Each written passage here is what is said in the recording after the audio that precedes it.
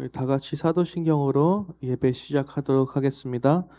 전능하사 천지를 만드신 하나님 아버지를 내가 믿사오며 그 외아들 우리 주 예수 그리스도를 믿사오니 이는 성령으로 잉태하사 동정녀 마리아에게 나시고 본디오 빌라도에게 고난을 받으사 십자가에 못 박혀 죽으시고 장사한 지 사흘 만에 죽은 자 가운데서 다시 살아나시며 하늘에 오르사 전능하신 하나님 우편에 앉아 계시다가 저리로서 산자와 죽은 자를 심판하러 오시리라.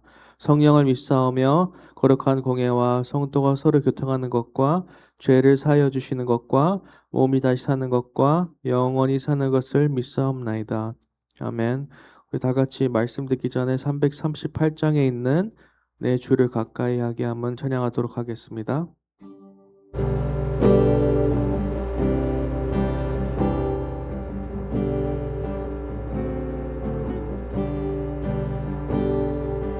내 주를 가까이 하게 함은 십자가 짐 같은 고생이나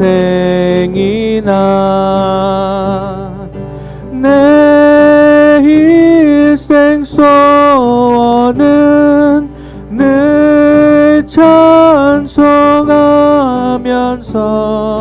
주께 더 가까이 원합니다. 내 고생한 가는 건 옛 야곱이 돌베개 배운 자 같습니다. 꿈에도 소원이 늘 찬송하면서 주께 더 나아가기 원합니다. 천성에 가는 길 험하여도 생명길 되나니 은혜로다. 천사 날 부르니 늘 찬송하면서 주께 더 나아가기 원합니다. 야곱이 잠깨어 일어난 후 돌단을 쌓은 것 받아서 숨질 때 되도록 늘 찬송하면서 주께 더 나아가기 원합니다.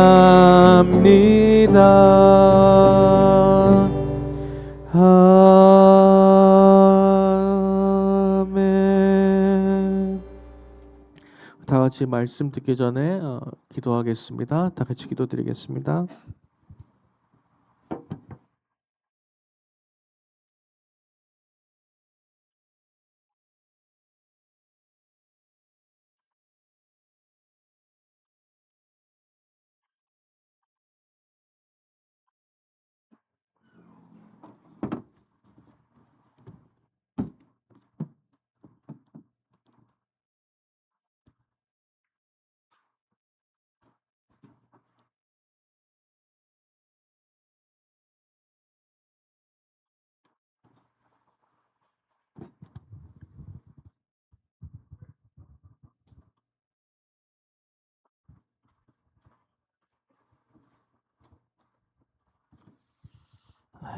감사드리며 예수님 이름으로 기도합니다.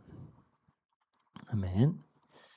네, 오늘 하나님 말씀은 고린도전서 7장 25절에서 40절까지 말씀인데요. 한 29절에서 31절만 같이 읽어보도록 하겠습니다. 29절에서 31절만 함께 제가 읽도록 하겠습니다. 형제들아 내가 이 말을 하노니 그때가 단축하여진 고로 이후부터 안에 있는 자들은 없는 자같이 하며 우는 자들은 울지 않는 자같이 하며 기쁜 자들은 기쁘지 않은 자같이 하며 매매하는 자들은 없는 자같이 하며 세상 물건을 쓰는 자들은 다 쓰지 못하는 자같이 하라.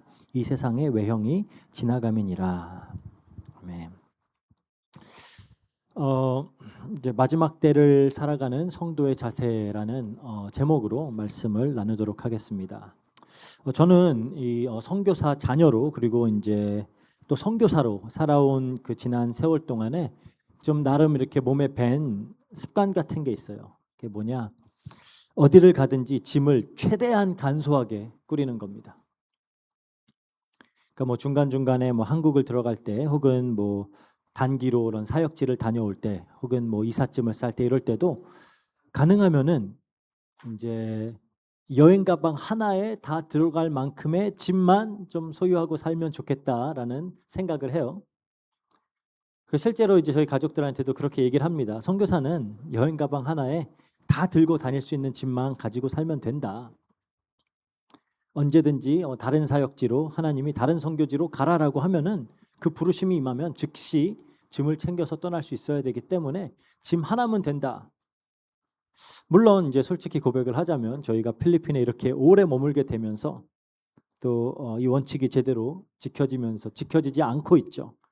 조금씩 늘어나던 짐이 이제 너무 이미 많아졌고 또 우리의 생활이 너무 이제 깊이 뿌리 내리고 정착을 했다 보니까 이게 잘 안 지켜지죠. 게다가 이제 저희 그 맥시멀리스트 또 사모와 저희 세 딸과 함께 살다 보니까 이 추구하는 원칙이 잘 지켜지지는 않고 있습니다. 하지만 이 원칙이 삶 속에서 지켜지지 않는다라고 완전하게 실천되지 않는다라고 해서 그 원칙 자체가 틀린 건 아니죠. 그럼 왜 여행 가방 하나냐? 단순합니다. 지금이 이곳이 나의 최종 목적지가 아니기 때문입니다.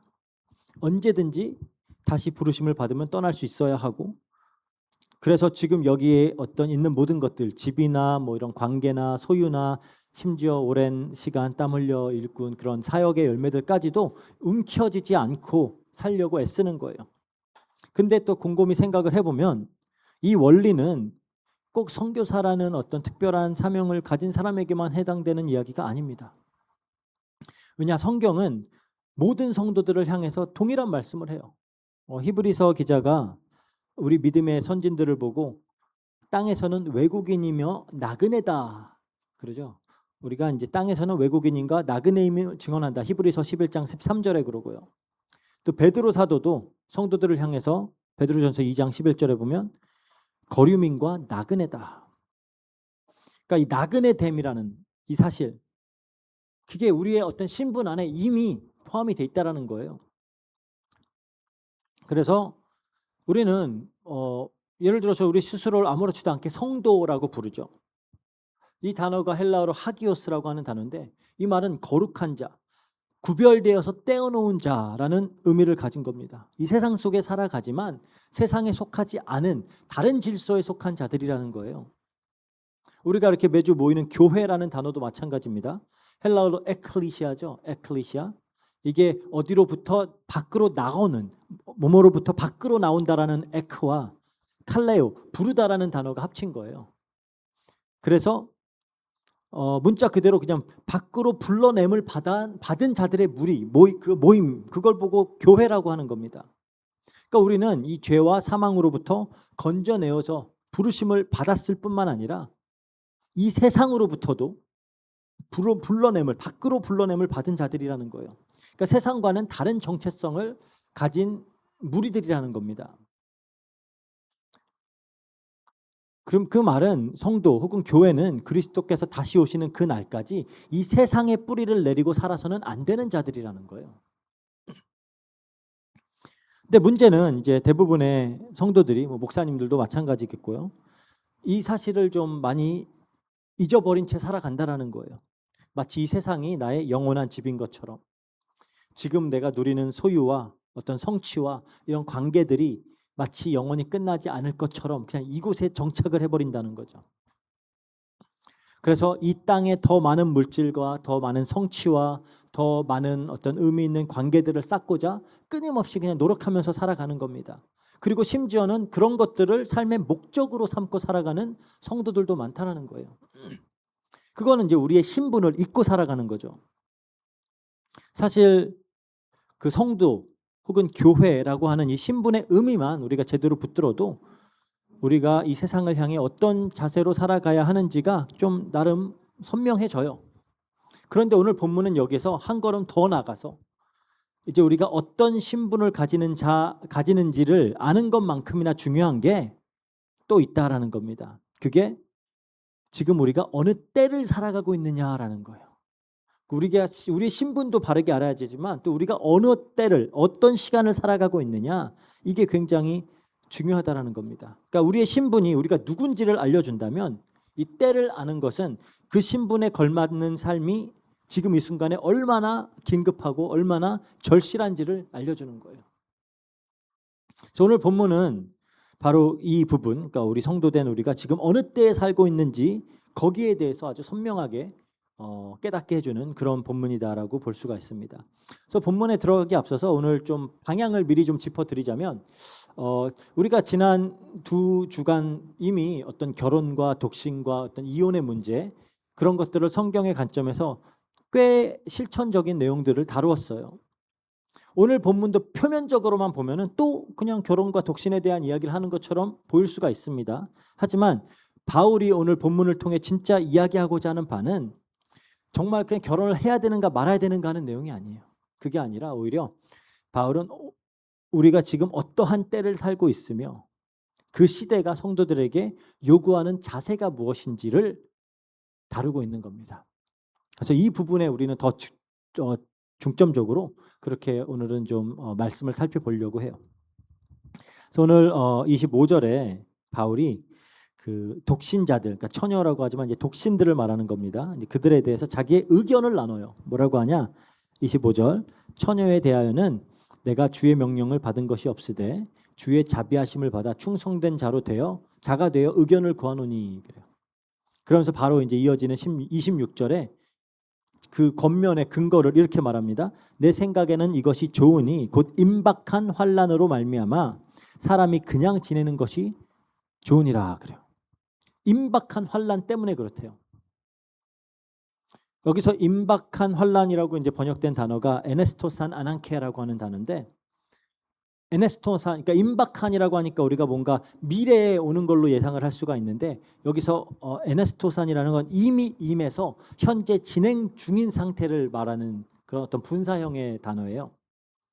그래서 지금 어떤 미래의 위기를 그냥 예측하고 있는 게 아니라 지금 이미 시작된 어떠한 이제 성도들이 겪게 되는 압박에 대해서 말하고 있는 겁니다. 그럼 그렇게 이미 시작한 것의 정체가 뭐냐? 29절에 보면은 이걸 더 분명하게 밝히는데요. 그래요. 형제들아 내가 이 말을 하노니 때가 단축하여진 고로 그래요. 단축하여졌다. 그렇죠? 여기서 이제 쓰인 단어가 쉬스텔로라고 하는 단어인데 원래는 배가 이렇게 돛을 접는 것을 묘사하는 단어예요. 그러니까 막 폭풍이 다가오면은 그러니까 노련한 어떤 선원들은 돛을 탁 최대한 접죠. 돛을 펴고 항해를 하면 굉장히 위험해지잖아요. 바람이 세면은. 그래서 우리가 여기서 이제 그런 의미를 가진 그러니까 지금 어떤 폭풍과도 같은 때다라고 지금 이야기를 하고 있는 거예요. 그러니까 우리가 이제 정확히 짚고 넘어가야 될 게 이제 때가 단축됐다라는 말이 그러니까 종말까지 얼마 안 남았다라는 그런 의미로 오해해서는 안 됩니다. 만약 그런 뜻이라면은 이미 바울이 이 얘기를 한 지 2000년이 지났잖아요. 그러니까 좀 뭔가 의미가 무색해지죠. 근데 지금 바울이 말하는 이 단축됐다라는 그러니까 시간이 단축됐다라는 것은 어떤 시간의 양보다도 시간의 성격을 얘기하는 거예요. 지금 우리가 사는 그 시대가 우리가 어떤 시대에 속해 있느냐 이걸 얘기하고 있는 겁니다. 이걸 어떻게 보면 가장 명확하게 보여주는 구절이 고린도전서 10장 11절이에요. 이렇게 말합니다. 그들에게 일어난 이런 일은 본보기가 되어 또한 말세를 만난 우리를 깨우치기 위하여 기록하였다. 그러니까 말세를 만났다 그러잖아요. 이렇게 이제 이거 이제 말세를 만났다라는 말이 헬라어를 직역을 하면 여러 세대들의 끝에 도달했다라는 겁니다. 여러 세대들의 끝에 도달했다.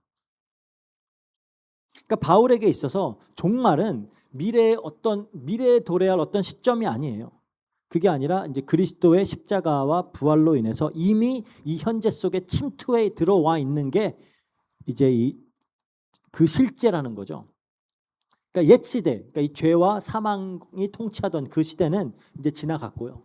이제 새 시대, 그리스도의 부활로 시작된 그 하나님의 통치가 지금 그게 옛 시대와 그 새 시대가 지금은 겹쳐 있는 그러한 시대에 우리가 살고 있다라는 겁니다. 그 겹쳐져 있는 그 어떤 자리, 그러니까 한 시대가 저물면서도 아직은 완전히 끝나지 않은 그리고 새로운 시대가 시작했으면서도 완전하게 완성되지 않은 거기에 우리가 지금 서 있다라는 겁니다. 그게 이제 어떤 돛을 접어야 되는 폭풍의 한복판 같은 곳이다라고 지금 그렇게 설명을 하고 있는 것이에요. 그렇다면은 그 옛 시대에 속한 모든 것들, 그게 이제 이제 결혼에 대한 얘기가 나왔으니까 결혼이나 나중에 슬픔과 기쁨과 뭐 소유와 이 세상과의 거래와 이 모든 것들이 아무리 그것이 선하고 실제하는 것이라고 할지라도 이미 사라져가는 질서 속에 속해 있는 것이라는 거예요. 그러니까 잠정적인 거라는 겁니다. 그러니까 때가 단축되었다라는 건 그냥 단순히 서둘러라 뭐 그런 다급함의 표현이 아니고 너희가 지금 붙들고 있는 그 모든 것이 속한 그 시대 자체가 곧 끝난다라는 거예요.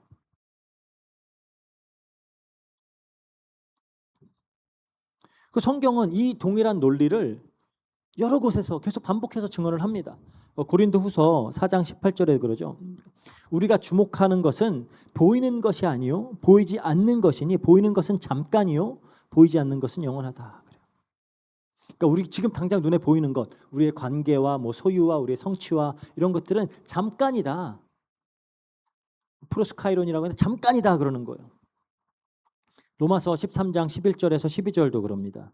또한 너희가 이 시기를 알거니와 자다가 깰 때가 벌써 되었으니 이는 이제 우리의 구원이 처음 믿을 때보다 가까웠음이라. 밤이 깊고 낮이 가까웠으니 그러므로 우리가 어두운 일을 벗고 빛의 갑옷을 입자 그래요.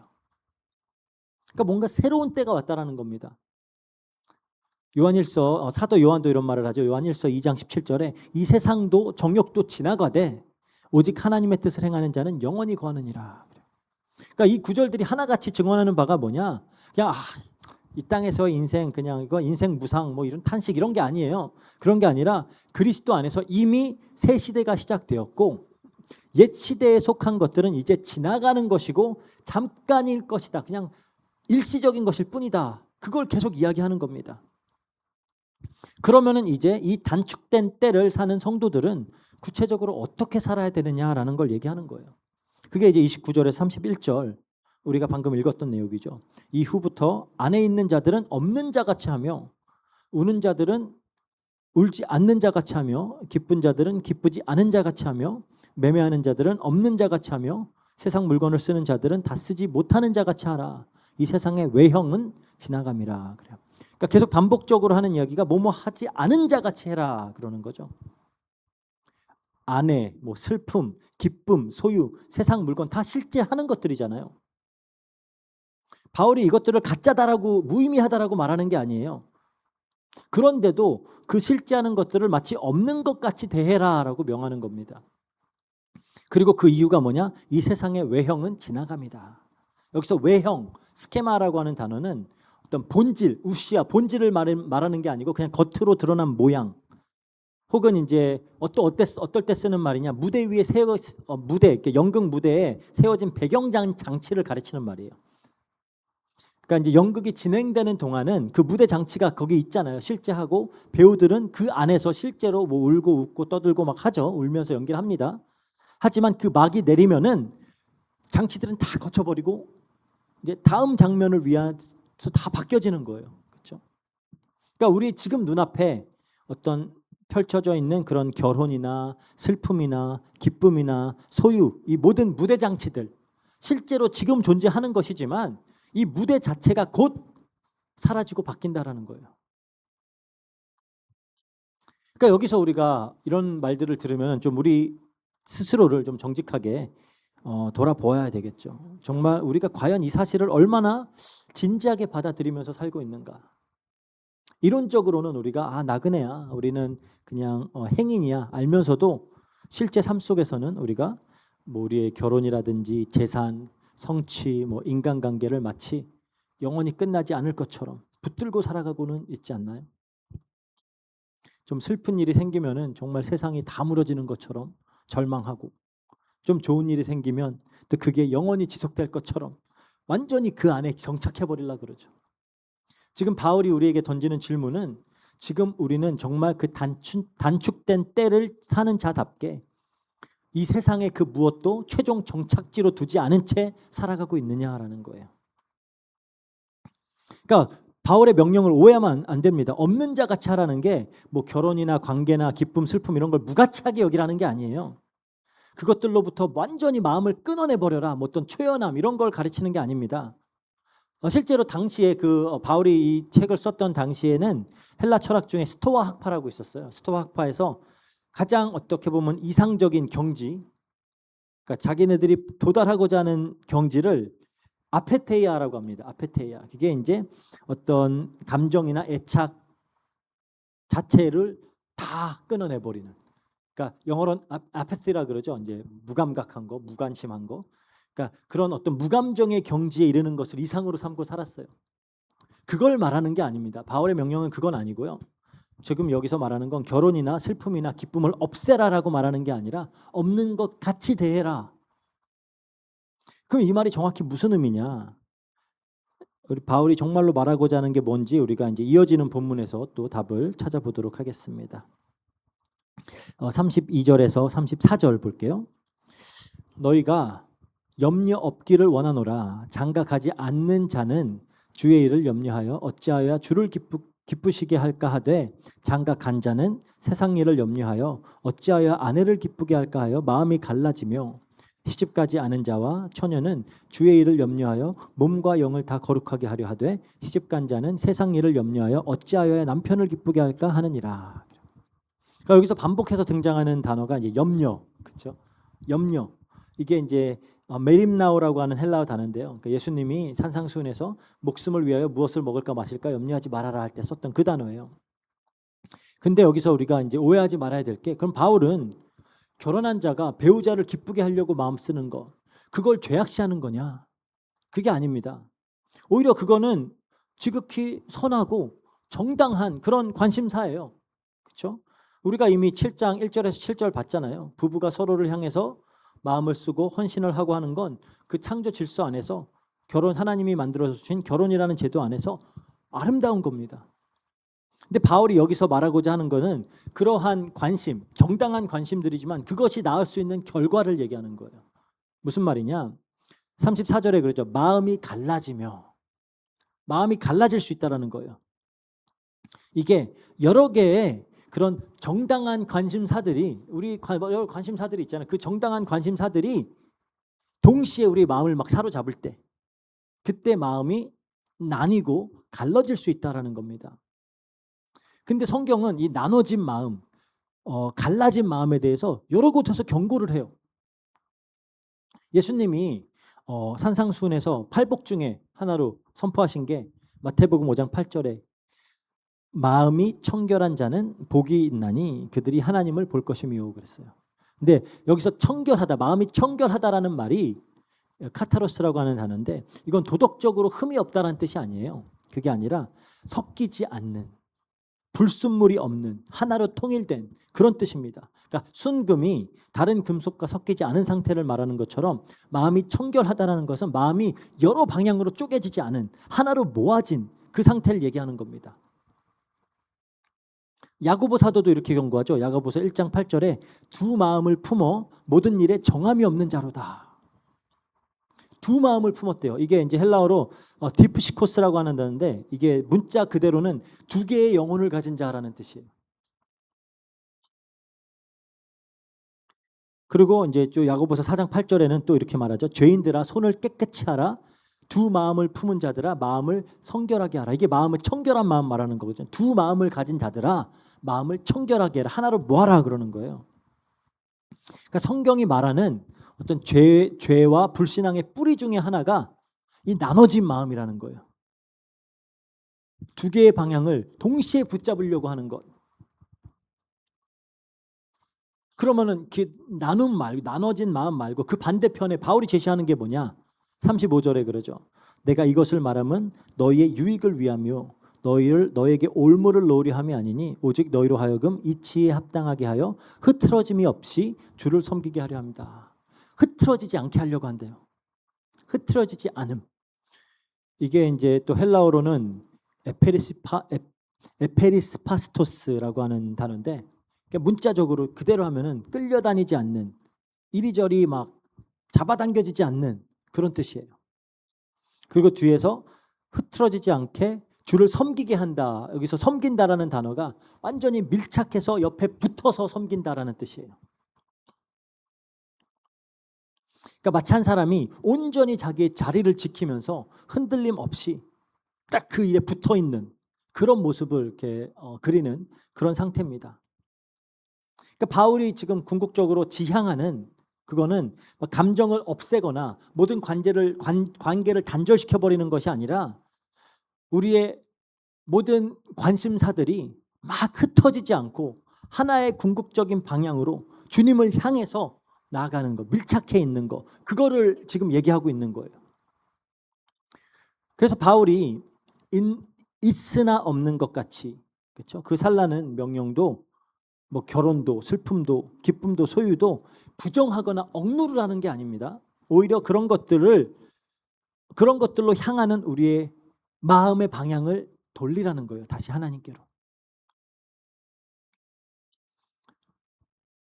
그러니까 남편이나 아내가 나쁜 것이어서 없는 것처럼 여기라는 것이 아니고 부부같이 그렇게 좋은 것조차도 나의 마음을 완전히 사로잡고 나뉘게 만들어서는 안 된다라는 거예요. 그러니까 슬픔이나 기쁨 이런 것들이 실제하지 않아서가 아니라 그 슬픔이나 혹은 기쁨이 내 전부가 되어서 하나님을 향한 우리의 시선을 가리지 말도록 하라는 겁니다. 그리고 우리는 이렇게 나눠지지 않는 마음이 그냥 어떤 이론이 아니라 이 편지를 쓴 바울이 실제로 삶에서 살아냈던 삶의 방식임을 알 수가 있어요. 그 바울이 훗날에 빌립보서에서 이제 자기의 삶을 이렇게 얘기합니다. 빌립보서 3장 13절에서 14절이에요. 형제들아 나는 아직 내가 잡은 줄로 여기지 아니하고 오직 한 일, 즉 뒤에 있는 것을 잊어버리고 앞에 있는 것을 잡으려고 표대를 향하여 그리스도 예수 안에서 하나님이 위에서 부르신 부름의 상을 위하여 달려가노라 그랬어요. 그러니까 오직 한 일, 그렇죠? 우리가 이 표현을 이제 주목해야 되는데요. 바울에게도 수많은 관심사가 있었죠, 그렇죠? 뭐 여러 교회에 대한 염려도 있었고요. 뭐 자신의 안위에 대해서도 걱정이 있었겠죠. 뭐 유대인 동족들을 향한 애끓는 그런 마음도 있었고요. 뭐 로마 시민권자로서 이 신분을 어떻게 사용할까 뭐 그런 고민들도 있었을 거예요. 그런데 이 모든 것을 뒤로 하고 오직 한 일, 그걸 고백을 하는 겁니다. 그러니까 마음은 여러 가지 관심사들이 있고 또 해야 될 일들이 있지만 그 마음은 여러 방향으로 나눠져 있지 않았다라는 거예요. 오직 표대를 향해서 그리스도를 향해 하나로 딱 모아져 있었다라는 겁니다. 뭐 그래서 이제 뭐 바울 같은 경우는 이제 혼인도 하지 않고 무엇에도 매이지 않은 채 평생을 복음을 위해서 전진하는 그런 헌신의 삶을 살아냈죠. 그러니까 이 나뉘지 않는, 갈라지지 않는 마음을 실제로 살았던 그 바울이 지금 고린도 교인들에게 권면을 하고 있는 겁니다. 그리고 이 권면은 오늘날 우리 성도들에게도 똑같이 유효한 권면이에요. 그러니까 우리도 그렇죠. 우리의 어떤 결혼 여부와 상관없이 지금 내 마음과 어떤 시간과 나의 에너지가 실제로 어디로 향하고 있는지 그런 부분들을 좀 살펴봐야 되는 겁니다. 이게 학교 성적인지 아니면 남들과의 어떤 비교인지 좀 안정감인지 아니면 뭐 연애와 결혼에 대한 그런 갈망인지 뭐 통장 잔고인지 뭐 커리어인지 그렇죠? 물론 그런 것들이 다 자체적으로 악한 건 아니에요. 하지만 그런 것들 때문에 내 마음이 나눠지고 쪼개져서 결국 주님으로 향하는 나의 시선이 흐려지게 되고 있다면은 그렇게 하면 안 된다라는 겁니다.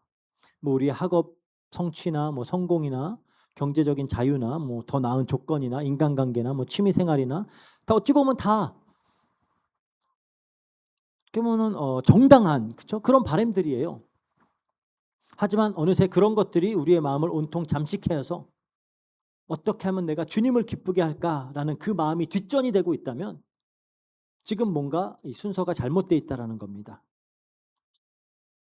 그래서 바울이 뭐 그런 삶에 필요한 어떤 당연히 우리가 신경 써야 될 것들, 우리가 관심 갖고 살아야 될 것들을 다 포기해라라고 말하고 있는 게 아니에요. 하지만 그 모든 것들 중에서 오직 한 일을 향해 흐트러짐 없이 딱 밀착되어서 주님을 섬기는 그 삶, 나뉘지 않는 마음, 그것을 회복하라라고 지금 말하고 있는 겁니다. 그러니까 이게 어떻게 보면 굉장히 그냥 원리적으로만 들릴 수가 있어요, 그렇죠? 신앙의 원리. 하지만 바울은 이제 그냥 원리에만 머물진 않고요. 왜냐하면 좋은 신학이란 건 늘 어떤 우리 구체적인 삶의 자리와 만나야 되는 거거든요. 그래서 이제 이 원리를 가지고 지금 계속 혼인 얘기를 했기 때문에 다시 그 고린도 교인들이 실제로 마주하고 있던 그 현실, 그 혼인의 문제에 적용을 시키는 거예요. 그게 이제 36절에서 38절입니다. 이렇게 말합니다. 그러므로 만일 누가 자기의 약혼녀에 대한 행동이 합당하지 못한 줄로 생각할 때에 그 약혼녀의 혼기도 지나고 그같이 할 필요가 있거든 원하는 대로 하라. 그것은 죄 짓는 것이 아니니 그들로 결혼하게 하라. 그러나 그가 마음을 정하고 또 부득이한 일도 없고 자기 뜻대로 할 권리가 있어서 그 약혼녀를 그대로 두기로 하여도 잘한 것이니라. 그러므로 결혼하는 자도 잘하거니와 결혼하지 아니한 자는 더 잘하는 것이니라 그래요. 그러니까 여기서 혼기가 지났다. 이게 이제 결혼할 때가 지났다는 한창 때가 지났고 지금 결혼 정년기를 앞둔 그런 처녀와 이제 약혼자 사이에서 어떤 그런 현실적인 그런 고민들, 그렇죠? 그 사이에 있는 현실적인 고민. 그러니까 오늘날의 관점에서 보면은 지금 결혼을 앞둔 청년과 그의 부모가 이제 마주 앉아가지고 지금 결혼하는 것이 맞냐, 조금 더 기다려야 될까, 이제 그런 것들을 진지하게 고민하는 그런 어떤 장면이라고 생각을 하시면 돼요. 그러니까 뭐 현실과 동떨어진 얘기가 아니라는 겁니다. 매우 익숙한 어떤 현실의 이야기를 지금 다루고 있어요. 근데 우리가 이제 잘 살펴봐야 될 것은 여기서 바울이 이런 구체적인 상황 속에서 한쪽이 옳다, 다른 쪽은 그르다 이렇게 말하지 않고 있어요. 결혼하는 자도 잘하는 것이요 결혼하지 아니하는 자는 더 잘하는 것이다. 이게 그러니까 잘못 옆에 보면은 결혼보다는 독신이 영적으로는 더 우월한 거구나 이렇게 말하는 것처럼 들릴 수도 있어요. 근데 그렇게 이해해버리면은 우리가 지금까지 계속 나눴던 결혼은 하나님께서 친히 제정하신 선한 언약이고 그런 모든 주장들과 부딪히게 되잖아요. 실제로 교회사 속에서도 이 구절을 그렇게 오해한 사례가 굉장히 많아요. 그래서 나중에는 막 이 구절을 근거로 독신은 결혼보다 더 거룩한 어떤 영적인 신분이다 이렇게 생각을 하고 그래서 성직자들에게는 독신을 의무로 요구하는 그런 제도도 생겨나고요. 카톨릭은 여전히 그것을 이제 실천하고 있고요. 근데 그게 바울이 정말 의도한 바는 아니고요. 성경은 뭐 분명히 말하잖아요. 창세기 2장 18절에 그렇죠? 사람이 혼자 사는 것이 좋지 아니하다. 그래서 돕는 배필을 짓겠다라고 했죠. 그러니까 결혼은 이건 타락 이전에도 창조 질서 안에서 하나님이 매우 좋다, 선한 것이다라고 선언했던 거예요. 그래서 히브리서 기자도 13장 4절에 보면 히브리서 모든 사람은 결혼을 귀히 여겨라 그래요. 그러면 여기서 바울이 말하는 결혼하지 아니하는 자가 더 잘하는 것이다. 이게 무슨 말이냐? 이거는 어떤 그 결혼과 뭐 미혼의 어떤 뭐 우열을 얘기하려고 하는 게 아니라 방금까지 우리가 살펴본 원리, 그러니까 이 나눠지지 않는, 갈라지지 않는 마음으로 주를 섬기는 데 있어서 무엇이 좀 더 실용적으로 유익하냐 그 얘기를 하고 있는 거예요. 그러니까 사도 바울 같은 경우는 이제 뭐 정확히 어쨌든 이 바울이 사역을 했을 때, 그러니까 이제 사도가 되고 복음을 전하는 이 사역에 전념했을 때부터는 결혼하지 않은 상태였어요. 그러니까 이제 뭐 사별을 주장하는 사람들도 있고 뭐 이제 이혼을 당했다라고 하는 사람들도 있고 하지만 어쨌든 그것 때문에 본인은 정말로 전념하면서 이 사역을 감당할 수 있었던 거거든요. 어떤 실용적인 측면에서 얘기를 하는 겁니다. 그러니까 예를 들어서 뭐 이제 마치 뭐 군인들이 있는데 둘 다 아주 그냥 성실한 훌륭한 군인들인데 한 명은 가정이 있어서 후방을 지키고 그냥 다른 한 명은 가정이 없어서 전선에 나가서 싸울 수 있는 그런 차이라고 보시면 돼요. 그러니까 뭐 누가 나라를 덜 사랑하는 것이 아니고요. 그냥 각자 다른 자리에 있는 겁니다.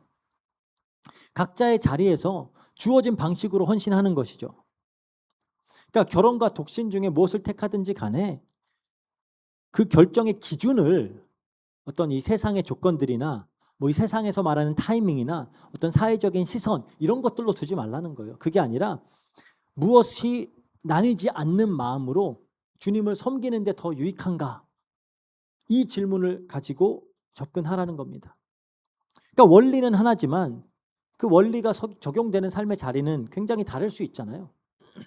그래서 이제 또 39절에서 40절에 또 결혼에 대한 논의를 마무리하면서 또 하나의 구체적인 상황을 다뤄요. 아내는 그가 남편이 살아있는 동안에 매여 있다가 남편이 죽으면 자유로워 자기 뜻대로 시집갈 것이나 주 안에서만 할 것이니라. 그러나 내 뜻에는 그냥 지내는 것이 더 복이 있으리로다. 나도 또한 하나님의 영을 받은 줄로 생각하노라. 그래요. 그러니까 여기서 중요한 표현은 주 안에서만, 그렇죠? 주 안에서만 할 것이니라. 그러니까 어떻게 보면 이 안에 모든 오늘 다른 주제의 어떤 결론이 딱 담겨져 있다라고 할 수가 있습니다. 과부에게 재혼할 자유 있어요. 그 자유를 바울이 부정하지 않습니다.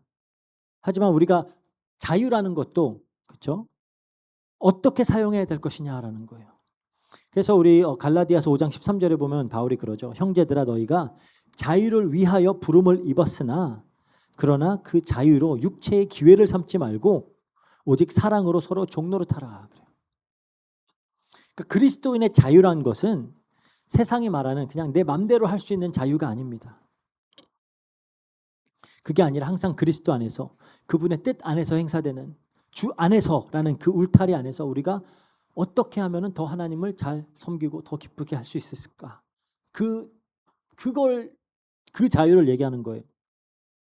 그러니까 이게 우리를 그 울타리라는 것이 그리스도 안에서 주 안에서라는 말이 우리를 막 올가매는 그런 억압이 아니라 우리의 자유가 더 유익한 방향으로 이렇게 흐르게 해주는 그런 어떤 보호막이다라고 생각을 하면 되는 겁니다. 그러니까 이 짧은 두 가지 사례를 드는 거예요. 그러면서 그걸 통해서 말하고자 하는 바는 이런 종말론적인 긴박성 그리고 이 나뉘지 않는 마음이라는 이 원리를 이게 그냥 추상적인 게 아니라 정말 우리의 삶 속에 실천해 나가야 하는 적용해 나가야 되는 거라는 겁니다. 그래서 뭐 결혼을 할지 말지 누구와 할지 재혼을 할지 말지 굉장히 구체적인 어떤 현실적인 결정들이잖아요. 거기에도 이것을 가지고 적용시키라는 거예요. 그리고 그 모든 결정들 앞에서 우리가 물어야 될 질문은 그렇죠? 이 결정이 나를 세상에 더 깊이 뿌리내리고 정착하게 하는 것인가? 아니면은 나뉘지 않는 갈라지지 않는 마음으로 흐트러짐 없이 주를 향하게 하는 것인가? 그 질문을 하라는 거예요. 그래서 우리가 각자 삶에서 각각 마주한 자리들이 있잖아요. 뭐 결혼의 자리일 수도 있고 뭐 독신일 수도 있고 뭐가 됐든지 간에 뭐 사별 후에 홀로 남겨지는 뭐가 됐든지 간에 그 모든 자리에서 우리가 질문해야 될 부분은 그거예요. 이 선택이 이 결정이 나를 더 이 세상에 깊이 뿌리내리고 정착하게 할 것인가? 아니면은 흐트러지지 않는 갈라지지 않는 마음으로 주를 향하게 할 것인가? 그걸 우리가 질문하면서 살라는 겁니다. 그래서 오늘 본문이 뭐 요구하는 바는 단순해요. 지금 있는 자리에서 나누지 않는 마음으로 주를 섬기라는 겁니다. 그렇죠? 근데 우리가 이제 이런 명령 앞에서 좀 정직해져야 되겠죠. 우리의 마음이 이미 얼마나 많은 것들로 나뉘어져 있는가? 학업과 뭐 성취와 관계와 뭐 결혼과 재산과 뭐 사람들의 인정 뭐 이런 것들로 이 모든 것들을 붙들면서 동시에 우리가 주를 온전히 섬기려고 하죠. 뭐 좋은 시도입니다. 하지만 잘 되지 않아요. 그렇죠?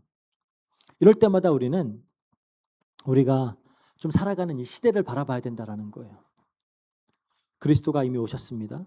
반드시 다시 오실 거예요. 우리는 그 사이 이 단축된 그 시기를 지금 살아가고 있는 것이다라는 거예요. 그러니까 그거를 바르게 깨달으면 지금 어떻게 살아야 되는지를 다시 한번 생각하게 해준다라는 겁니다. 그 말은 뭐냐? 이 세상에 그 어떤 것도 아무리 좋고 선한 것이라고 할지라도 우리의 궁극적인 처소가 될 수 없다는 거예요. 왜냐? 우리는 이 세상에 속한 자들이 아니라 다가올 세상의 시민들이라는 거예요. 그렇다면 우리는 이 세상 속에서 어떻게 흐트러짐 없이 주를 섬길 수 있을까? 그러니까 뭐 결혼을 포기해라, 직장 그만둬라, 뭐 인간관계 끊어라, 세상 등져라 그 얘기 아닙니다. 오히려 지금 있는 자리에서 가장 성실하게 사는 거예요. 학생이면 더 정직하게 공부하고 직장인이면 더 성실하게 신실하게 일하고 배우자가 있으면 더 깊이 사랑하고 헌신하고 하지만 그것들을 우리의 궁극적인 목표로 두지 말라는 겁니다. 뭐 시험 조금 망쳐도 마음의 평안을 잃지 말고 원하던 일이 이루어지지 않아도 하나님을 향한 신뢰가 좀 흐트러지지 않고, 그렇죠? 좀 관계가 뜻하는 대로 되지 않아도 그것 때문에 막 나의 존재의 가치가 막 흔들리고 결정되도록 내버려두지 않고, 그렇죠? 좋은 일 생기면 기뻐하면 돼요. 기뻐하되 그걸 어떤 궁극적인 소망으로 두지 않고 사는 겁니다. 어려운 일이 닥친다고 해서 그것 때문에 완전히 무너지지 않는 거예요. 그게 있으나 없는 것 같이 사는 삶의 어떤 실체다라는 겁니다. 우리도 세상 사람들과 같이 똑같이 울고 웃고 일하고 사랑하고 하지만 그 모든 것들의 너머에는 더 크고 흔들리지 않는 무언가를 붙들고 살아가라는 겁니다. 바로 그게 이제 오늘 바울이 말하는 마음이 갈라지지 않은 자다라는 거예요. 뭐 어쩌라는 거냐, 그렇죠? 어떤 뭐 거창한 결단을 하라는 게 아닙니다. 그냥 오늘 우리 스스로에게 정직하게 물어보는 거예요. 오늘 내가 내 시간과 내 마음을, 오늘 나의 시간과 나의 마음과 나의 에너지를 가장 많이 차지한 게 무엇인지, 그렇죠? 그게 누군가의 삶과 나를 비교하는 것이었다면 오늘부터는 그 시간 조금 줄이고 말씀과 기도로 채워 넣으면 되는 겁니다. 뭐 어떤 뭐 결혼이나 어떤 미래에 대한 막연한 염려였다면은 그 염려를 좀 주님께 내려놓고 지금 있는 자리에서 감당할 수 있는 작은 순종부터 해보라는 거예요. 뭐 우리가 뭐 커리어, 뭐 우리 성공에 대한 막 조바심 막 이런 것들이라면은 그냥 오늘의 일과 학업을 죽게 하듯이 성실하게 감당하되 그 결과에 마치 나의 뭐 인생의 가치와 나의 존재와 막 내 의미가 다 거기 걸려 있는 것처럼 그렇게 살지 말라는 거예요. 그 학생이라면 그냥 책상 앞에서, 직장인이라면 그 업무 현장에서, 뭐 결혼을 준비하는 사람이라면 그 관계 안에서, 홀로 있는 사람은 그냥 그 자리에서 오늘 하루 그저 단 한 가지라도 어떻게 하면 내가 더 주님을 기쁘게 할 수 있을지, 어떻게 하면 내가 더 하나님을 바라볼 수 있을지 하는 그런 작은 선택들을 해 나가면서 살라는 겁니다. 그렇게 이런 작은 순종들이 쌓여서 결국은 우리 마음을 청결하게 하나로 모이게 하는 거예요. 그래서 항상 저는 그렇게 얘기해요. 그냥 뭐 여러 가지 거창한 말들을 하지만 지금 당장 나에게 가장 큰 관심사는 뭐냐? 나의 마음과 나의 시간과 나의 에너지와 나의 돈이 들어가고 있는 곳이에요. 그렇다면은 우리가 이제는 이 마지막 때, 그렇죠? 이때 어떻게 좀 우리의 마음을, 생각을 바꾸면서 살아갈 수 있을까? 그렇죠? 그런 것들을 좀 이제 고민하면서 또 각자의 자리에서 신실하게 주님을 쫓으며 살아내는 우리 로고스 교회 성도님들 되시기를 주의 이름으로 축복합니다. 기도하고 마치겠습니다. 사랑과 은혜가 풍성하신 하나님 감사합니다. 말씀을 통하여 우리가 지금 사는 시대가 어떤 시대임을 다시 한번 깨닫게 하시고 그런 경각심을 또 깨우쳐 주시며 그 우리가 살아가는 시대에 대한 이 인식이 또 우리의 삶을 어떻게 변화시켜야 하는지를 다시 한번 말씀을 통해 깨달을 수 있도록 허락하시니 감사합니다. 우리가 우리의 신분뿐만 아니라 우리가 살아가고 있는 이 시대에 대한 시대의식도 바르게 가지고 이 마지막 때를 정말 하나님께 집중하며 하나님께 영광 돌리는 그 우리의 삶의 목적에 또 충실하게 살아가며 또 많은 사람들을 섬기고 사랑하며 하나님께로 이끄는 그러한 삶을 살아낼 수 있도록 주님께서 역사해 주세요. 감사드리며 모든 것 우리 주 예수 그리스도 이름으로 기도합니다. 아멘. 네. 오늘 광고합니다. 오늘 또 마지막 주여서 저희 부서장 모임 대예배 마치고 잠깐 할 거고요. 다음 주 월요일 날은 다음 주 주일이죠. 주일날 우리 예배 마치고 오후 3시에 엘도라도에서 이제 아웃리치 예배를 드리게 될 겁니다. 그래서 그 현장에 지금 우리 샘스 그 부모님들 또 굉장히 엘도라도 샘스 같은 경우는 부모님들의 참여도가 굉장히 좋아요. 그래서 그 부모님들이 아이들 그런 행사에도 많이 참여하시는데 좀 예배에도 같이 우리가 초청을 해서 함께 예배도 드리고 복음도 전하고 또 그 지역을 향한 또 그런 하나님의 그 뜻과 계획을 우리가 또 발견하면서 또 함께 예배하는 시간이 되었으면 좋겠습니다. 참석 가능하신 분들 다 참석 부탁드리고요. 또 다음 주죠. 8월 7일 날 우리 청소년 수련회 금요일 그리고 토요일 우리 현지인 이제 지역에서 그 사역하던 아이들이 이제 자라서 청소년이 된 친구들이 많이 있어요. 그래서 그 친구들에게 이제 중요한 시기에 좀 바른 정체성을 심어주기 위해서 우리가 이런 또 수련회를 하고자 합니다. 위해서 기도해 주시고요. 또 우리 계속해서 우리 교회의 부흥을 위해 함께 기도했으면 좋겠습니다. 네, 이상입니다. 우리 주기도문으로 예배를 마치도록 하겠습니다. 하늘에 계신 우리 아버지여, 이름이 거룩히 여김을 받으시오며 나라의 임하옵시며 뜻이 하늘에서 이룬 것 같이 땅에서도 이루어지이다. 오늘날 우리에게 일용할 양식을 주옵시고 우리가 우리에게 죄진 자를 사여 준 것 같이 우리 죄를 사여 주옵시고 우리를 시험에 들게 하지 마옵시고 다만 악에서 구하옵소서. 대개 나라와 권세와 영광이 아버지께 영원히 있사옵나이다. 아멘. 예배 마치겠습니다.